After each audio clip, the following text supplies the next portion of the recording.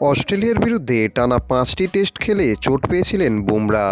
সেই চোট এতটাই বড় ছিল যে চ্যাম্পিয়ন্স ট্রফিও তার খেলা হয়নি। সেই রকম ভুল বুমরাকে নিয়ে আর করতে চাইবে না এবার ভারত। প্রাক্তন কোচ রবি শাস্ত্রীও সেই পরামর্শই এবার দিলেন।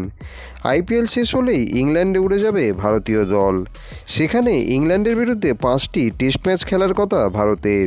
সেখানে বুমরাকে নিয়ে টানা 5টি টেস্ট না খেলানোর পরামর্শ দিলেন শাস্ত্রী। তিনি বললেন, আমি হলে 2টো টেস্ট খেলিয়ে তাকে বিশ্রাম দিতাম, ওকে 4টে টেস্ট খেলানো উচিত। কিভাবে বুমরা সিরিজ শুরু করছে তার উপর নির্ভর করবে 5টা টেস্ট তাকে খেলানো হবে কি না। শাস্ত্রীর মতে ভারতের 3 পেসার পুরোপুরি সুস্থ থাকলে ইংল্যান্ডের খুবই সমস্যা হবে। তিনি বলেন, শামি, সিরাজ, বুমরা যদি সুস্থ থাকে তাহলে ইংল্যান্ডের জন্য সমস্যা তৈরি হবে। এই 3 জন সুস্থ থাকলে দুর্দান্ত পেস আক্রমণ তৈরি হয়।